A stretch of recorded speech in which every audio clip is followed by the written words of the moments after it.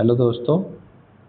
तो जैसा कि हम कर रहे हैं रेलवे के लिए जो साइंस स्पेशल क्वेश्चंस जो कि पीवाईक्यू में पूछे गए हैं और जो मोस्ट एक्सपेक्टेड क्वेश्चन होने वाले हैं, जो सीधे सीधे आपको एग्ज़ाम में देखने को मिलेंगे। तो चलिए देर ना करते हुए अपनी वीडियो को स्टार्ट करते हैं।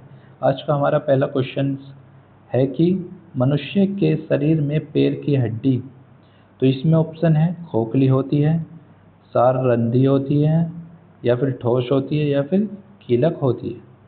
तो जो मनुष्य का शरीर में जो पैर की हड्डी होती है वो किस प्रकार की होती है? वो होती है खोखली। तो जो मनुष्य का जो पैर की हड्डी होती है वो खोखली होती है। तो इस तरह से इसका ऑप्शन ए हो गया राइट। चलिए ये आपको समझ में आ गया होगा। अब बढ़ते हैं नेक्स्ट क्वेश्चन पर। देखिए नेक्स्ट क्वेश्चन क्या कह रहा है। नेक्स्ट क्वेश्चन कह रहा है कि भौतिक परिवर्तन का एक उदाहरण है। तो इसमें ऑप्शन है हवा में चांदी के बर्तनों का काला होना, मोमबत्ती का जलना, दूध से दही बनना, या फिर पानी में चीनी का घुलना। तो जो भौतिक परिवर्तन का एक उदाहरण है वो है पानी में चीनी का घुलना। तो पानी में जब चीनी घुलती है तो एक भौतिक परिवर्तन कहलाता है। चलिए, क्योंकि हम जो है उसे देख पाते हैं, जब पानी में चीनी घुलती है तो हम उसे अपनी आंखों से देख पाते हैं, ठीक है ना। तो इसलिए उसे भौतिक परिवर्तन का एक उदाहरण माना जाता है। चलिए इसी के साथ बढ़ते हैं नेक्स्ट क्वेश्चन पर। देखिए नेक्स्ट क्वेश्चन है कि तब कोई प्रतिक्रिया नहीं होती है जब भाप गुजरती है ऊपर से। तो इसमें ऑप्शन है एल्युमिनियम के, तांबे के, कार्बन के, या फिर लोहे के। तो इसमें से कौन सा ऐसा मतलब ऑप्शन है जिसमें जिसके ऊपर से भाप गुजरती है तो कोई प्रतिक्रिया नहीं होती है? तो इसका जो आंसर होने वाला है वो होने वाला है एल्युमिनियम। तो जब एल्युमिनियम के ऊपर से भाप गुजरती है तो उसमें तो तब जो है उस पर कोई भी प्रतिक्रिया नहीं होती है। चलिए अब इसी के साथ बढ़ते हैं नेक्स्ट क्वेश्चन पर। देखिए नेक्स्ट क्वेश्चन है कि स्टेनलेस स्टील मिश्र धातु है।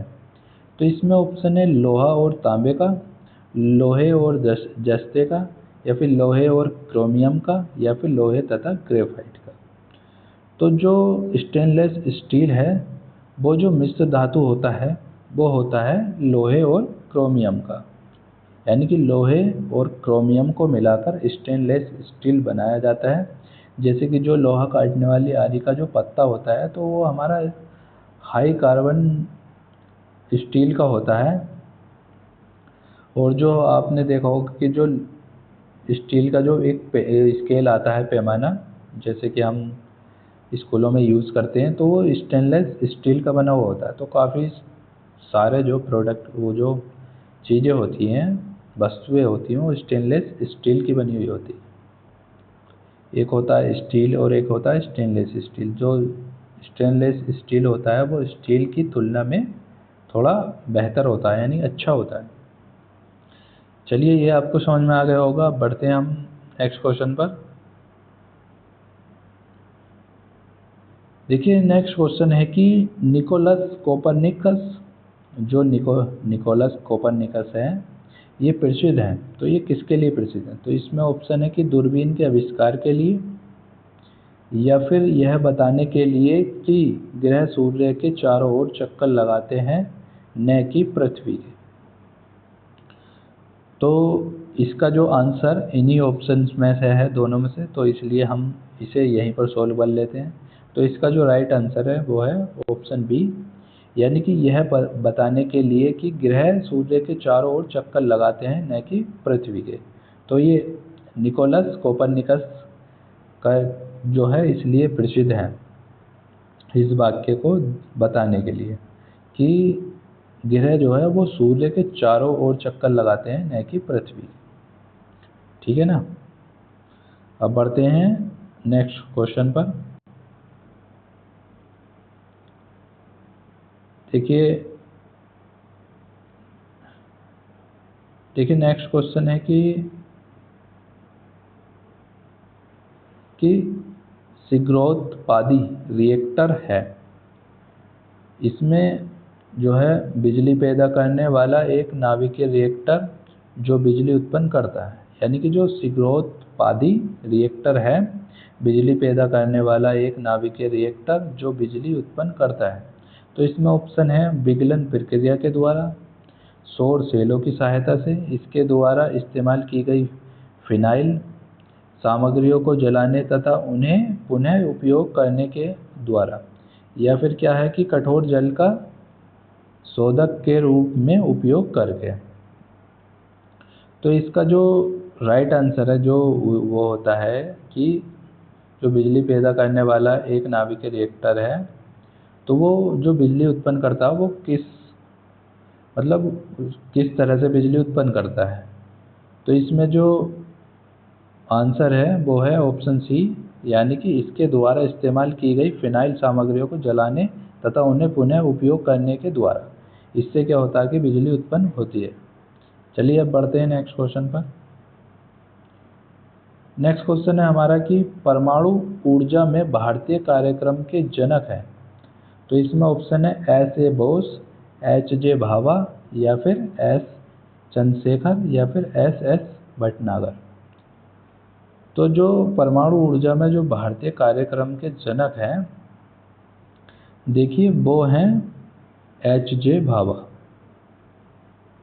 तो एच जे भाभा को परमाणु ऊर्जा में भारतीय कार्यक्रम का जनक माना जाता है। ये चीज़ आपको क्लियर हो गई होगी। अब बढ़ते हैं नेक्स्ट क्वेश्चन पर। देखिए नेक्स्ट क्वेश्चन है कि अंतरिक्ष विज्ञान पर अनुसंधान और विकास का श्रेय जाता है। तो ये श्रेय किसको जाता है?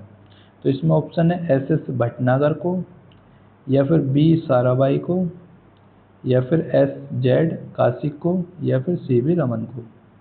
तो जो अंतरिक्ष विज्ञान पर अनुसंधान और विकास का श्रेय जाता है, देखिए वो जाता है बी साराभाई को, यानी कि बी साराभाई को इसके विकास का श्रेय जाता है। अब बढ़ते हैं नेक्स्ट क्वेश्चन पर। देखिए हमारा नेक्स्ट क्वेश्चन है कि वैज्ञानिक अल्बर्ट आइंस्टीन प्रसिद्ध हैं। तो जो वैज्ञानिक आइंस्टीन है, अल्बर्ट आइंस्टीन, वो किसके लिए प्रसिद्ध हैं? तो इसमें ऑप्शन दिए हुए हैं हाइड्रोजन की परमाणिक संरचना की व्याख्या के लिए, या फिर प्रकाश के विद्युत प्रभाव के लिए, या फिर प्रथम नाभिकीय रिएक्टर बनाने के लिए। और इसके साथ फोर्थ ऑप्शन भी देख लेते हैं, यह है कि न्यूट्रॉनों के अस्तित्व की भविष्यवाणी के लिए। तो जो आइंस्टीन प्रसिद्ध हैं, वो प्रसिद्ध हैं प्रकाश के विद्युत प्रभाव के लिए, यानी कि प्रकाश का विद्युत प्रभाव जो है वो अल्बर्ट आइंस्टीन ने ही समझाया था। तो इसलिए अल्बर्ट आइंस्टीन प्रसिद्ध हैं प्रकाश के विद्युत प्रभाव के लिए। चलिए ये आपको समझ में आ गया होगा। अब बढ़ते हैं नेक्स्ट क्वेश्चन पर। देखिए हमारा नेक्स्ट क्वेश्चन है कि पाश्चुराइजेशन जो होता है एक प्रक्रिया है जिसमें क्या होता है, ठीक है ना। जो पाश्चुराइजेशन जो होता है वो एक प्रक्रिया है जिसमें दूध को बहुत कम तापमान पर 24 घंटे तक रखा जाता है, या फिर दूध को 8 घंटे तक गर्म किया जाता है, या फिर दूध को बहुत देर तक गर्म किया जाता है और एक निश्चित समय में अचानक ठंडा कर लिया जाता है, या फिर इनमें से कोई नहीं।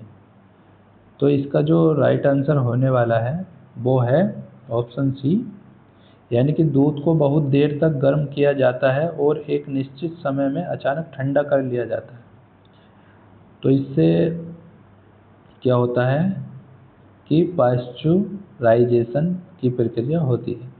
चलिए ये क्वेश्चन भी आपको समझ में आ गया होगा। पढ़ते हैं नेक्स्ट क्वेश्चन पर।